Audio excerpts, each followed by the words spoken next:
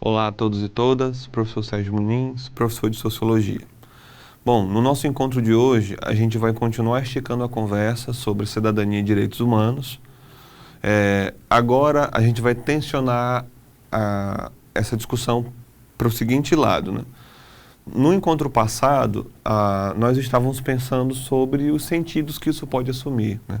O sentido de cidadania e o sentido de direitos humanos, e acabamos fazendo uma rápida reflexão histórica sobre isso. Hoje, a gente precisa entender que nem sempre aquilo que está que está garantido, que está presente em termos legais, está efetivo, né? Se garante, se executa. Todas as vezes que a gente pensar nessa distância que existe entre o que está escrito na lei e entre o que se efetiva ou não na realidade, a gente pode pensar nos seguintes termos, né? Então eu teria uma cidadania e direitos humanos formal, ou seja, aquilo que está escrito nos códigos jurídicos, mas por outro lado eu teria uma cidadania e eu teria direitos humanos reais, na forma como são ou não efetivados. Vamos dar uma olhada. Bom, a cidadania, e eu vou retomar uma coisa que a gente já pensou em um outro momento, e os direitos humanos são conceitos fundamentais para garantir a dignidade, a liberdade e a participação de todos os indivíduos na vida política e social. No entanto, há uma diferença importante entre os modelos formais de cidadania e direitos humanos, aqueles que estão previstos em leis, constituições e acordos internacionais, e as práticas reais, aqueles direitos que, na prática, nem sempre são efetivamente acessados por todas as pessoas. Eu fico imaginando, quando a gente estava discutindo isso no encontro passado, e toda vez que eu precisei discutir cidadania e direitos humanos, eu sempre senti essa crise dentro de mim. Poxa, mas a gente está aqui discutindo uma coisa que nem sempre a gente vê acontecer, que nem sempre se efetiva. E isso é um pouco desalentador, é um pouco assim, esmorecedor, porque o tempo inteiro a gente reflete, discute a forma como coisas tão importantes aparecem de forma tão bem elaborada no plano formal, mas quando olha para o mundo lá fora, a gente consegue perceber a distância que existe entre o que de fato está acontecendo e o que foi previsto, o que deveria estar sendo previsto para acontecer, né? Então, por um lado, eu tenho a coisa no âmbito formal, por outro lado, eu tenho a coisa no âmbito mais real. Os modelos formais de cidadania e direitos humanos são aqueles consagrados nas constituições dos países, decretos internacionais e tratados legais. Está lá escrito, foi pensado, havia uma intenção interessante por detrás daquilo, ok. Esses modelos garantem que todas as pessoas, independentemente de sua origem, cor, gênero, orientação sexual ou classe social, devem ter acesso a direitos fundamentais como. Antes de ver que direitos fundamentais são esses, que supostamente todas as pessoas deveriam ter acesso, esse entendimento de que porque uma coisa está escrita na lei já é uma garantia, é um problema sério. Porque a garantia precisa ser explicada, explicitada. É garantia em que sentido? Garantia no sentido de que, pelo menos, do ponto de vista da formalização, aquilo está colocado. Mas e a garantia de que aquilo vai ser efetivado? Aí é uma outra garantia. Então, dizer que o que está colocado nas constituições, nos decretos e tratados internacionais, em termos de cidadania e direitos humanos, garante, é um tanto escorregadio, porque é uma garantia que se dá, assim, a um reconhecimento formal. Mas, na prática, isso nem sempre acontece. Então, bom, essas garantias podem ser vistas, né, e estão ali presentes em direitos fundamentais como direito à vida, à liberdade e segurança pessoal. E aí, por exemplo, em tese, as forças policiais, no geral, elas existem sobretudo por conta da necessidade de garantir esses direitos que eu acabei de listar. O direito à vida, uma vez que as Forças Armadas giram em torno da ideia de manter a chamada segurança pública, e aí, portanto, segurança tem a ver com existir sem medo, sem a sensação de que você vai ser violentado de alguma forma, e isso implica na ideia de liberdade, tá? E, claro, a ideia de segurança pública também tem a ver com você entender que você está no local seguro e que não corre risco de vida. Ou seja, as forças policiais existem com a justificativa, sobretudo, da defesa desses direitos, tá? E também da defesa do direito à propriedade, uma vez que a segurança pública também prevê, por exemplo, que os cidadãos não terão ali seus bens subtraídos a partir de atos violentos praticados por outros cidadãos ou por outras pessoas, tá? Então, a existência das Forças Armadas também está ali incorporada dentro de uma compreensão maior da garantia de certos direitos humanos, tá? Então, esses pactos, essas constituições, esses decretos existem para garantir formalmente o direito à vida, a liberdade, a segurança, direitos políticos, né, como o direito de votar e ser votado, né, de você não ser impedido de fazer nenhuma coisa nem outra, direitos sociais, como acesso à saúde, educação, moradia e trabalho. E aí a gente pode pensar, poxa, professor, mas tem tanta gente sem casa, essas pessoas não estão vivendo no exercício pleno da sua cidadania, de forma nenhuma, né? Então, e o direito à moradia é um direito, além de direito humano, é um direito fundamental e básico, né? Então, as pessoas em situação de rua são pessoas que estão em condições de alta vulnerabilidade social e, portanto, elas estão bem distantes de efetivarem outras garantias que estão presentes aí nesses pactos e decretos para a proteção dos direitos humanos. E os direitos civis e culturais, como a liberdade de expressão e o direito à igualdade, também aí entram nesse pacote das garantias que esses acordos, esses pactos, essas constituições devem lutar, não é, para efetivar.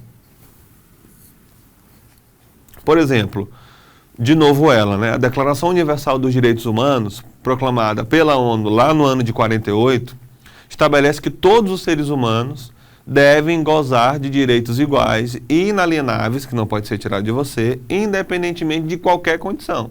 Não interessa se você é da África, se você é cigano, se você é muçulmano, se você é judeu, se você é um cristão ortodoxo do Líbano, ou se você é um protestante que vive em alguma região da Grã-Bretanha, não interessa de que lugar você seja, se você é maoísta, se você é do Tibete, enfim, se você é um aborígene australiano, esses direitos humanos devem existir, né, de forma inalienável e segura para todas essas pessoas, tá?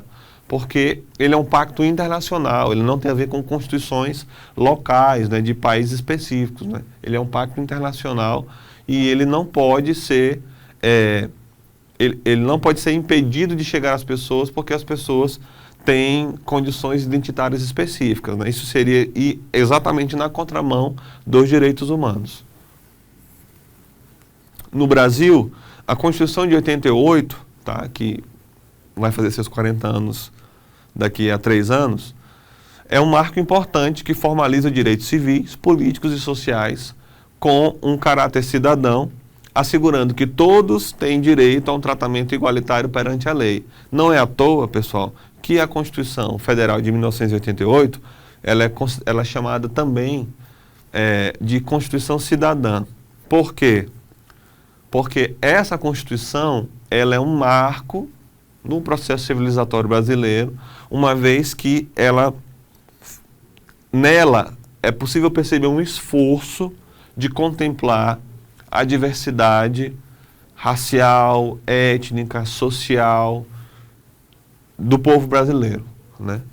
Uma vez que ela foi elaborada a partir do que ficou conhecido como as Assembleias Nacionais Constituintes, um conjunto de reuniões que aconteceu entre 1985 até 1987, exatamente para que diferentes representações de grupos da sociedade brasileira se sentassem à mesa para promover um diálogo e para pensar o texto que iria para a Constituição, né? Então, ela é um marco de fato, tanto do ponto de vista do exercício da cidadania, como do ponto de vista de uma aproximação com essa compreensão de direitos humanos.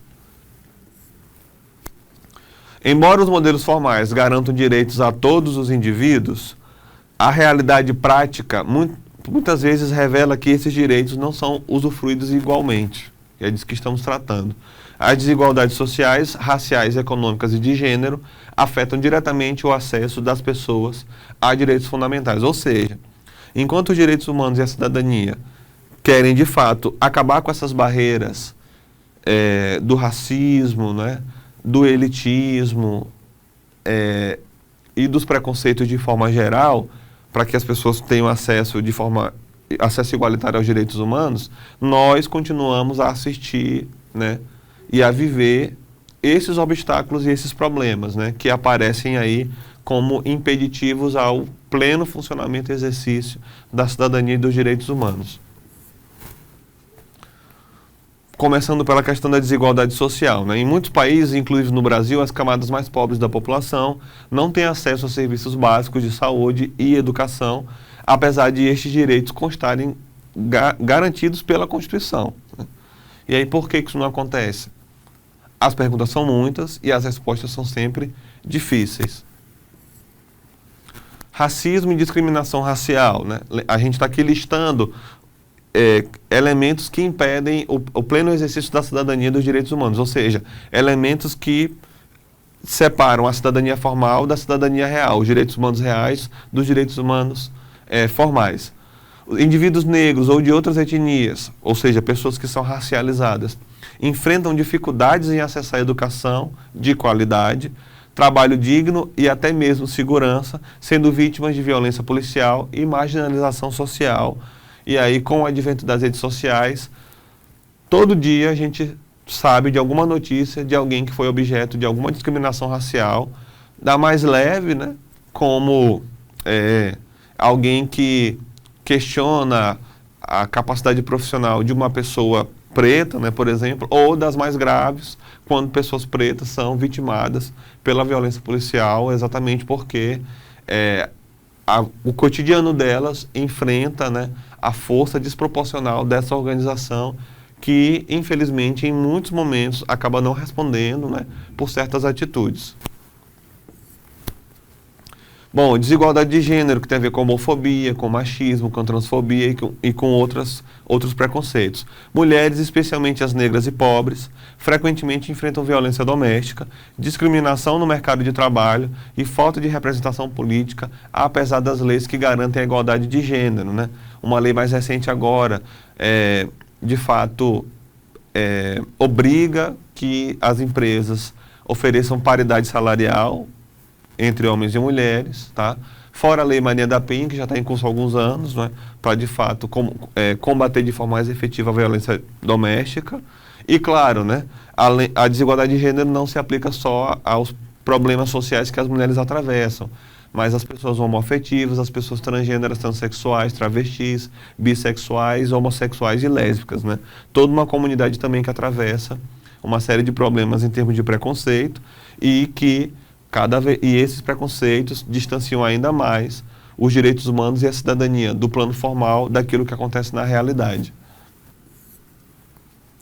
Bom, essas desigualdades revelam um abismo entre o que está escrito lá na lei e o que é vivido na prática.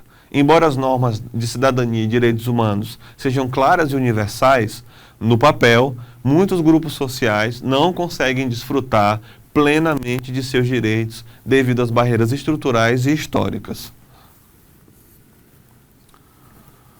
No que diz respeito ao direito à educação, como é que isso está no plano formal? A Constituição brasileira garante o direito à educação gratuita e de qualidade para todos. O fato de que estamos aqui conversando, por exemplo, né, a partir dessa plataforma, desse projeto, é o indicativo dessa preocupação. É uma tentativa de efetivar isso. Por outro lado, existe também uma prática real. Crianças e jovens em áreas periféricas ou rurais enfrentam escolas em condições precárias, sem infraestrutura adequada e com professores mal remunerados. E, às vezes, também com a qualificação comprometida, exatamente por conta da remuneração, né? Então, eu tenho, sim, o que está previsto na lei, mas eu também tenho uma realidade dura, né? Nua e crua, né? Que nos impede de fato, abraçar a efetividade desse processo. No que diz respeito ao direito das populações indígenas, o que a gente tem, por exemplo, ali no modelo formal? A Constituição brasileira assegura a proteção dos direitos territoriais e culturais das populações indígenas. O que a gente tem na realidade? As terras indígenas como objeto do desmatamento e do garimpo ilegal, não é? Que, de fato, atravessa e enche essas realidades de uma série de problemas, inclusive levando, né, à morte de crianças, de idosos, por conta dessas atividades ilegais.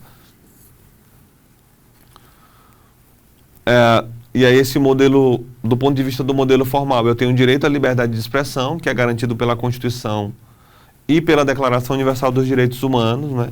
Por outro lado, né, como é que as pessoas que estão tentando efetivar esse direito à liberdade de expressão têm vivido, né? Jornalistas, líderes de movimentos sociais e ativistas enfrentam perseguições, censura e violência, muitas vezes sem punições para os responsáveis, né? E aí, infelizmente, o Brasil tem seguido um pouco esse caminho. Isso estava um pouco mais tenso em alguns anos atrás, né? Deu uma melhorada agora, nos últimos anos, mas a América Latina como um todo, o continente africano, o Oriente Médio, não são territórios tranquilos para quem trabalha com a produção de reflexão, de conhecimento, cobertura jornalística, exatamente porque são áreas com muitos problemas e, em muitos casos, os seus governantes não querem ter que lidar e tratar desses problemas publicamente para não serem acusados, né, de certa forma, não estarem cumprindo os seus deveres, né? E aí isso acaba gerando um tensionamento sobre as pessoas que estão ali tentando entender, refletir e informar todo o mundo, o resto do mundo, né, sobre as complexidades que essas regiões atravessam. No que diz respeito a isso no Brasil, né, em várias partes do Brasil, né, e aí voltando ao aspecto das comunidades indígenas, que a gente acabou esquecendo de falar, os indígenas enfrentam invasões de suas terras, desmatamento ilegal e até violência, com poucas medidas efetivas de proteção do Estado, né? E aí aqui eu faço um adendo para você pesquisar mais sobre os povos indígenas no Maranhão, porque o Maranhão é um estado, né, que tem mais de 11 povos indígenas. Entre esses povos indígenas, 4 são falantes das suas línguas originárias, né? Nós temos aqui mais de 10 terras indígenas demarcadas oficialmente e outras em processo de reconhecimento de demarcação. E aí, para a gente que é maranhense, se apropriar, né, desse conhecimento histórico, geográfico e cultural sobre os povos indígenas, ou seja, sobre a nossa própria história, a nossa própria ancestralidade, é fundamental, inclusive, para entender os limites da cidadania e dos direitos humanos que parte da população maranhense atravessa. No que diz respeito à liberdade de expressão, né, modelo formal, o direito à liberdade de expressão é garantido pela Constituição e pela Declaração, né, a gente falava isso ainda há pouco, e os jornalistas, professores, líderes de movimentos sociais e ativistas continuam enfrentando essas barreiras para a efetivação desses direitos. Bom, embora os modelos formais de cidadania e de direitos humanos sejam importantes, a verdadeira transformação social depende da aplicação efetiva dessas leis e direitos no cotidiano das pessoas, tá? Que é disso que estamos tratando, né? De que adianta as coisas estarem presentes no plano formal, mas elas estarem desaparecidas no plano real, tá? No que diz respeito, por exemplo, à educação para os direitos humanos, ensinar a população sobre os seus direitos e como exercê-los é fundamental para garantir que mais pessoas tenham acesso a seus direitos, né? Isso tem a ver, pessoal, com algo que eu discuto em algumas aulas, que tem a ver com letramento político, né? Esse letramento político não tem a ver com você saber o nome dos candidatos ou o nome dos partidos, não é só sobre isso. Letramento político é você se apropriar daquilo que está colocado como um direito que é seu, né? E você conseguir se organizar coletivamente com outras pessoas na luta pela efetivação desses direitos, né? Ou seja, quanto mais o nosso processo de educação formal se aproximar dessa discussão da cidadania e dos direitos humanos, melhor o nosso letramento político e as condições concretas para a gente diminuir essa distância entre o que está no plano formal e o que está no plano real. Tá? No que diz respeito aos movimentos sociais e ativismo, a luta por igualdade e justiça social, muitas vezes conduzida por movimentos sociais, é essencial para pressionar por mudanças nas práticas de Estado e da sociedade. Ou seja, se em muitos momentos essa distância entre o que está no plano formal e o que está no plano real diminui, é exatamente porque tem movimentos sociais que estão lutando, né, para diminuir esse fosso e fazer com que as coisas deixem apenas de aparecer no papel e passem a aparecer na prática, na nossa vida. Tá? E aí, no que diz respeito a reformas estruturais para, de fato, combater esse problema, é necessário promover mudanças profundas nas estruturas políticas, sociais e econômicas para garantir que todos os cidadãos, especialmente os mais vulneráveis, possam acessar plenamente os seus direitos. Bom, assim a gente chega ao final da aula. Espero que esse conteúdo tenha sido proveitoso para você. A gente volta a se encontrar no próximo encontro.